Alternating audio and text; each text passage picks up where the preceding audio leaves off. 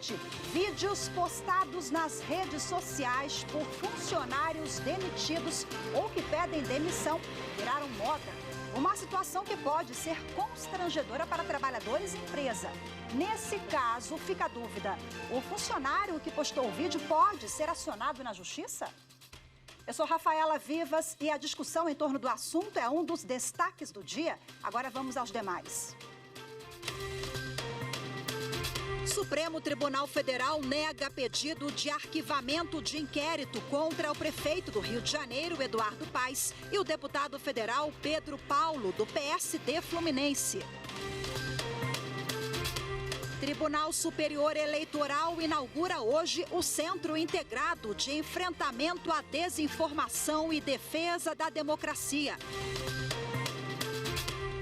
E ainda Se Renda à Infância. Campanha do CNJ estimula a destinação de parte do imposto de renda para projetos voltados para crianças e adolescentes.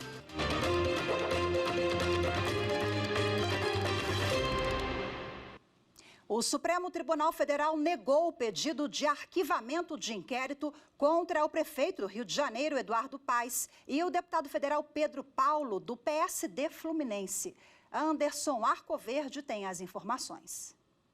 A decisão foi do ministro André Mendonça, que analisou um pedido realizado no inquérito que apura supostas doações ilegais em campanha eleitoral de 2014.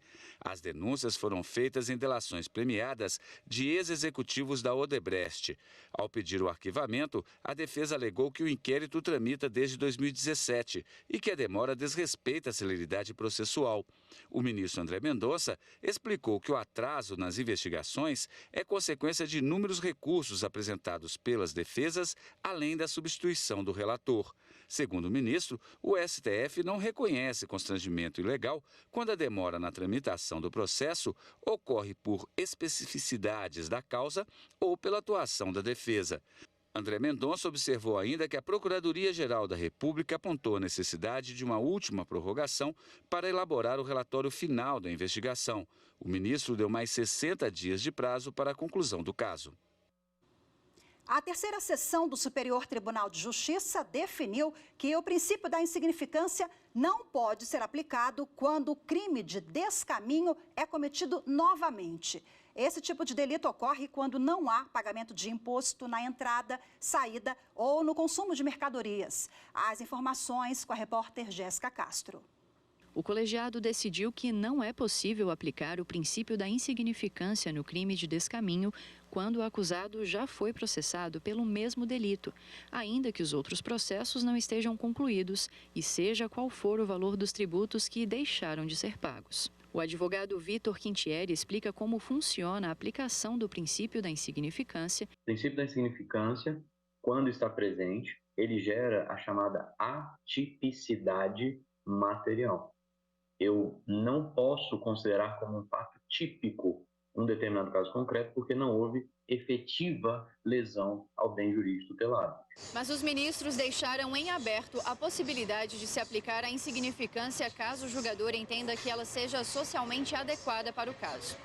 Os 3 recursos escolhidos como representativos da controvérsia foram interpostos contra acórdão do Tribunal Regional Federal da Terceira Região, que havia decidido na mesma linha definida pelo STJ. O relator na terceira sessão foi o ministro Sebastião Reis Júnior, que ponderou que admitir a incidência da insignificância na hipótese de reiteração, com base no pequeno valor do imposto não recolhido, poderia estimular uma economia do crime, na medida em que criaria uma cota de imunidade penal para a prática de sucessivas condutas delituosas. Esse entendimento foi firmado sob o rito dos recursos repetitivos, cadastrado como tema 1218. Isso significa que ele vai servir de base para os demais tribunais do país quando julgarem casos com idêntica questão. O Judiciário de Mato Grosso retomou o programa Mais Júri. O objetivo é acelerar a tramitação de processos de crimes contra a vida. Maritza Fonseca. Esta cerimônia no Fórum de Cuiabá abriu os trabalhos da segunda fase do Mais Júri. O programa realiza sessões de julgamentos do Tribunal do Júri de forma simultânea. Para que todas as pautas sejam julgadas, o Judiciário Estadual conta com a participação de 31 magistrados e magistradas, colaboradores do programa que possuem experiência na condução de julgamentos de crimes contra a vida. É dar uma resposta à sociedade, como foi dito várias vezes aqui, a crimes graves que é contra a vida. Necessita porque o parente da vítima quer uma resposta. Assim como toda a sociedade de crime dessa natureza. Logo depois da abertura, já teve início a primeira sessão de julgamento do Mais-Júri, presidida pelo juiz cooperado João Filho Portela, da 2ª Vara Civil da comarca de Rondonópolis. Esforço concentrado para acelerar a tramitação de processos de crimes contra a vida com decisão de pronúncia já proferida. Significa proclamar justiça e dar a notícia para essa sociedade que o princípio da plenitude da defesa constitucionalmente consagrado, as instituições de justiça, elas se reúnem para que esse princípio seja respeitado, para que as vidas elas sejam respeitadas, é muito importante e significativo. É importante uma iniciativa dessa da Corregedoria para que dê mais velocidade no julgamento dos crimes dolosos contra a vida, porque é o que a sociedade espera, é o que o réu espera.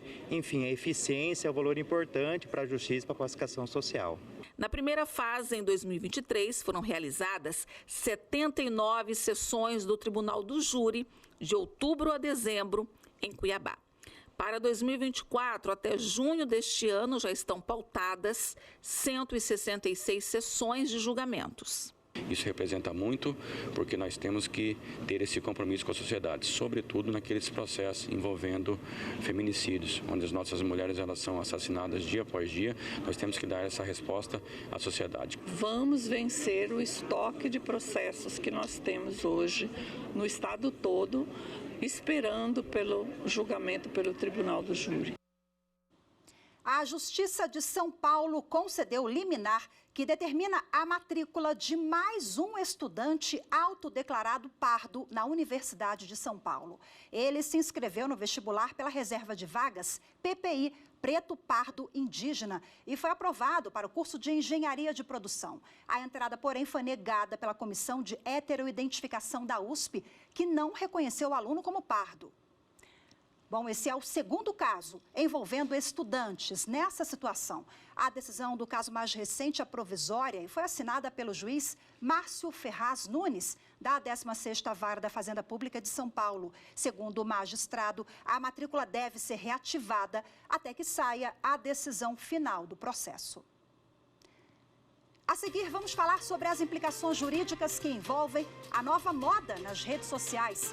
Funcionários postam vídeos do momento em que são demitidos ou que pedem demissão. Os detalhes você confere em instantes. Voltamos já.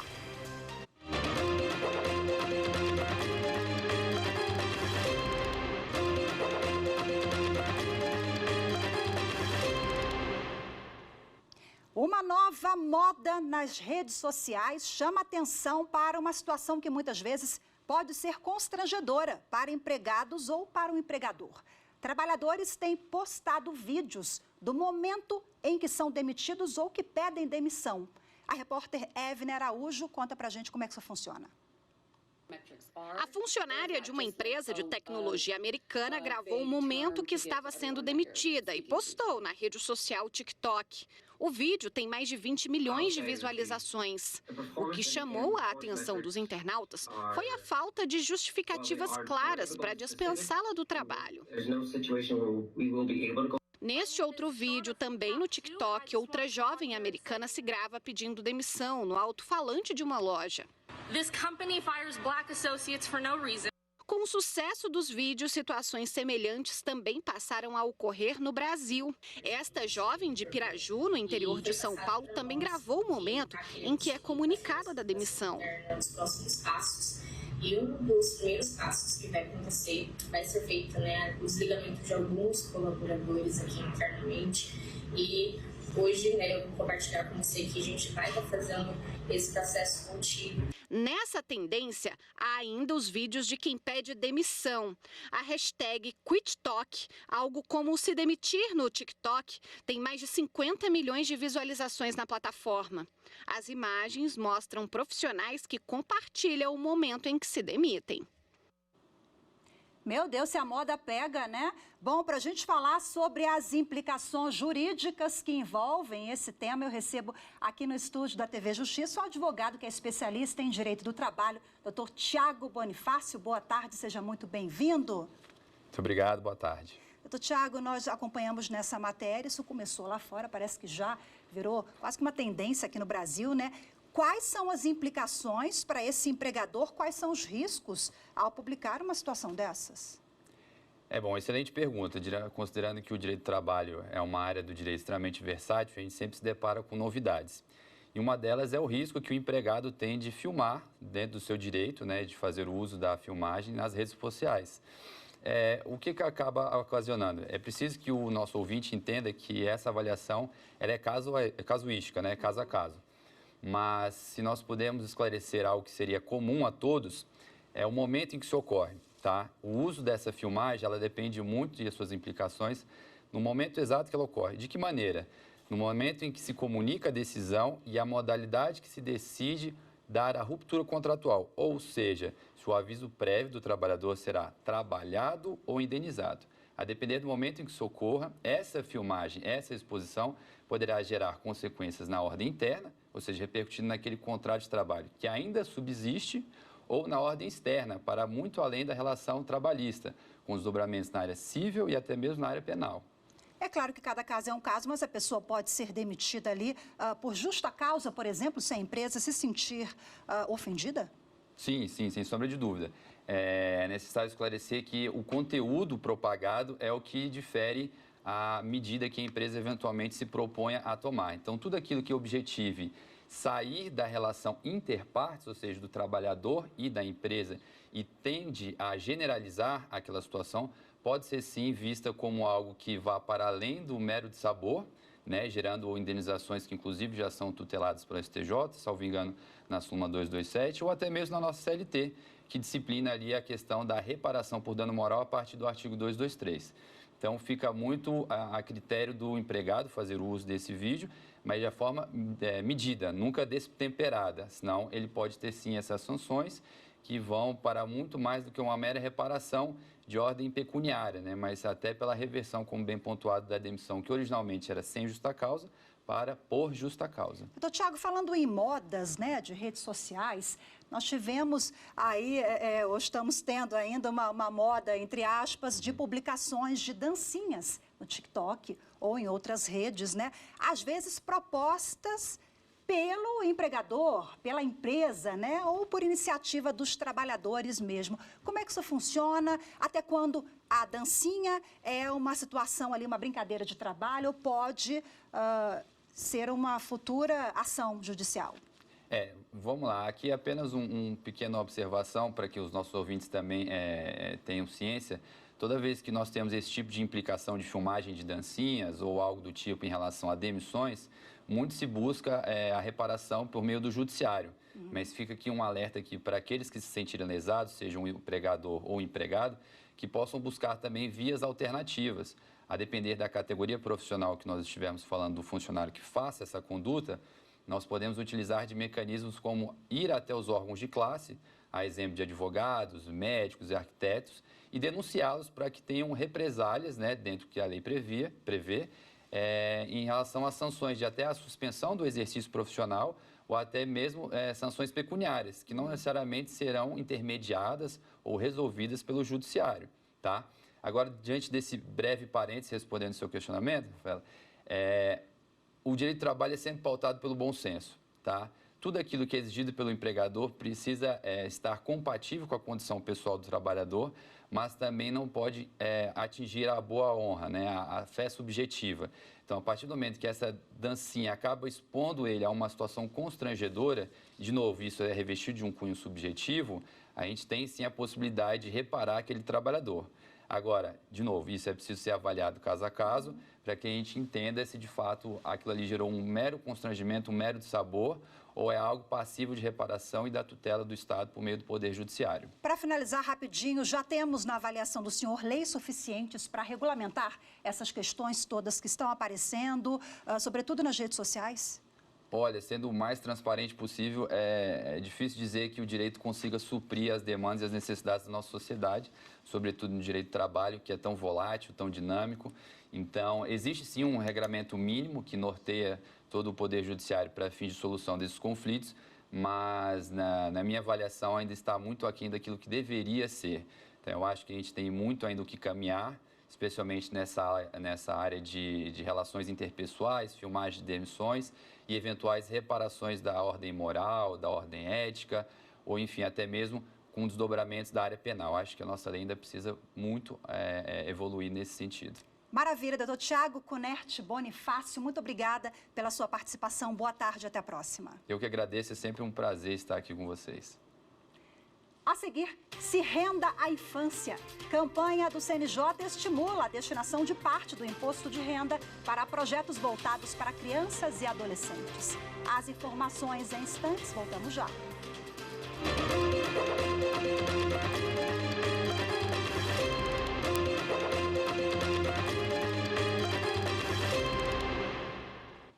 Na sessão extraordinária do Conselho Nacional de Justiça, o presidente do CNJ e do STF, ministro Luiz Roberto Barroso, lançou a campanha Se Renda à Infância deste ano. A iniciativa tem o objetivo de incentivar a doação de parte do imposto de renda a fundos específicos de amparo à primeira infância. Acompanhe na reportagem de Carolina Chaves. A campanha Se Renda à Infância 2024 foi lançada no início da sessão de hoje. No ano passado, mais de 3.600 instituições receberam cerca de 160 milhões de reais que foram investidos em ações voltadas para jovens e adolescentes em situação de vulnerabilidade. O presidente do CNJ e do STF, ministro Luiz Roberto Barroso, ressaltou a importância de garantir um futuro melhor para esses jovens. Os recursos são revertidos em ações concretas voltadas ao financiamento de projetos de proteção e defesa dos direitos da criança e do adolescente em variadas áreas, entre elas a promoção da saúde, com a manutenção ou a construção de hospitais, da educação, com capacitação de adolescentes e jovens para o mercado de trabalho ou ainda no combate à violência ao trabalho infantil e numerosas outras. Na pauta de julgamentos, um dos itens analisados pelo plenário foi um pedido de providência da Corregedoria Nacional de Justiça para investigar o desembargador do Tribunal de Justiça de Alagoas, Fábio Bittencourt, e o juiz de direito substituto Bruno Araújo Massoud, acusados por prática de infração disciplinar por terem usado os cargos para interferir em processo. O relator, Corregedor Nacional de Justiça, ministro Luiz Felipe Salomão, sugeriu a abertura de investigação sem afastamento dos magistrados do cargo. O conselheiro Caputo Bastos divergiu, afirmando que não há provas suficientes para a abertura do PAD e foi seguido pela maioria. A divergência levou em conta também a origem da denúncia, que foi anônima. O Tribunal Superior Eleitoral vai inaugurar hoje o Centro para Enfrentamento à Desinformação. A repórter Mariana Fabre traz mais informações. O Tribunal Superior Eleitoral vai contar com um Centro Integrado de Enfrentamento à Desinformação e Defesa da Democracia. O objetivo é promover a cooperação entre a Justiça Eleitoral e instituições públicas e privadas, especialmente as redes sociais, no combate à desinformação e discursos de ódio, discriminatórios e antidemocráticos no âmbito eleitoral. A inauguração será nesta terça-feira, às 4h30 da tarde, na sede do TSE. O Tribunal Superior do Trabalho decidiu que valores apontados na petição inicial são apenas uma estimativa e não devem limitar o montante arbitrado pelo julgador na condenação. A repórter Michele Chiapa acompanhou o julgamento e traz agora mais detalhes para a gente. A decisão foi tomada após recurso apresentado por uma gráfica de Ponta Grossa, no Paraná. A empresa havia sido condenada a pagar diversas parcelas trabalhistas a um operador industrial, mas com base no artigo 840 da CLT, tentava limitar o montante devido ao que foi atribuído pelo empregado no processo. A pretensão foi rejeitada em todas as instâncias. A segunda turma do TST entendeu que os valores constantes da petição inicial são mera estimativa e não limitam a condenação. A redação dada pela reforma trabalhista ao artigo 840 da CLT estabelece que a reclamação deve conter, entre outros elementos, o pedido certo, determinado e com indicação do valor. Ao recorrer à SDI1, a empresa apontou que o entendimento da segunda turma divergia da compreensão da terceira turma do TST sobre o mesmo tema. O relator do caso na SDI1, ministro Alberto Balazeiro, reconheceu haver divergência jurisprudencial válida e específica, requisito necessário para o exame dos embargos. Ao analisar o mérito, o ministro ponderou que a exigência introduzida pela reforma trabalhista de indicar os valores dos pedidos na inicial, sob pena de extinção do processo, não pode ser examinada isoladamente. O dispositivo, segundo ele, deve ser interpretado com base nos princípios da informalidade e da simplicidade que orientam a lógica processual trabalhista. Ainda de acordo com o relator, não se pode exigir das partes que, para receberem integralmente as verbas a que têm direito, se submetam a regras de produção antecipada de prova ou contratem um serviço de contabilidade especializado. Isso, segundo o ministro, reduziria a capacidade do trabalhador de requerer verbas trabalhistas em nome próprio, além de não atender aos princípios constitucionais do amplo acesso à justiça, da dignidade da pessoa humana e da proteção social do trabalho. A decisão foi unânime e não cabe mais recurso. Um técnico de manutenção de elevadores vai ser indenizado por não ter sido contratado para uma vaga internacional. Ele passou no teste de seleção e foi orientado a pedir demissão na filial brasileira. A decisão é do Tribunal Regional do Trabalho de Goiás. Confira os detalhes dessa decisão na reportagem de Stephanie Araújo. Vinícius sempre teve o desejo de se mudar para o exterior. Enquanto desempenhava suas funções como técnico de qualidade de elevadores em uma multinacional de Goiânia, surgiu a oportunidade de transferência para o Canadá. E para isso precisou passar por diversos testes de seleção. Precisava de fazer o visto de trabalho local e o meu passaporte tinha validade menor, porque como o contrato de trabalho era de 3 anos, então eles iam me ceder o visto de trabalho de 3 anos. Meu passaporte estava com menos de 2 anos, se eu não me engano. Então eu tive que fazer o passaporte de novo, mandar para a embaixada canadense. E entre esse tempo eu fui para os Estados Unidos, fiz o processo lá da certificação e voltei para o Brasil, aguardando sair o meu visto junto com o trabalho. Inclusive eles me enviaram a carta de trabalho de 3 anos. Para a mudança, a empresa local solicitou que ele pedisse demissão.